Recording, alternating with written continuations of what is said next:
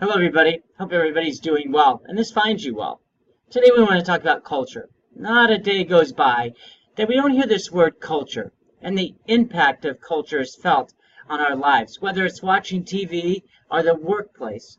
There's this issue of culture that some don't understand and some resist because they think that it offers a different world than the one that they were raised in, a different world that maybe doesn't offer them the possibilities, the advantages that they have now. Nothing, of course, could be farther from the truth. Culture is a binding and, in fact, inclusive nature of society. The misunderstood aspects of culture and the rules that should be followed to create a conducive and appropriate, welcoming culture are not difficult, and there's four in general that I would propose to any society, any person, any organization to ensure that you have a culturally aware, but also culturally beneficial aspect of society. First, the first rule is everybody's different. I've never met anybody who's similar to anybody else. Whether it's a hair color, and even if you start with one hair color, you end with a different. So hair color is something that changes. Hair color, eye color, facial features, weight, clothes, car, home, marital status, kids, number of kids, grandkids. Every single person you meet is going to be different. This thing that we should celebrate differences in people, actually, every single person is different.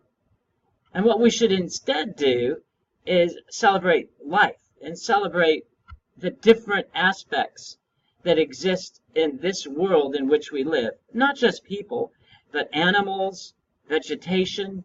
Every single thing that you meet is different. And once we realize that every person is different, then we realize that an individual person isn't so different. If you see somebody who has a different color hair, that may stick out. Doesn't mean that they're different, it just means that they're different in that aspect. But every single person, if you look for it, is different. The second rule is everybody has a right to be who they are and to try to achieve the person that they want. Every single person has a right, as a citizen on this planet, to be what they want to be. We pass often judgment on other people because we want them to be like we are. And it's such a hypocrisy because in a way, what we're saying is everybody has to be like me. Well, if you have that thought, or a segment of society has that thought, that everybody should be like me, what happens when you meet somebody else who has that exact same thought, that everybody has to be like them?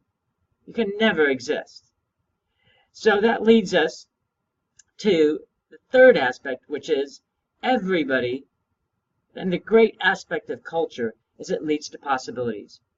I've said for a long time, you don't know what's possible until you can see what's possible.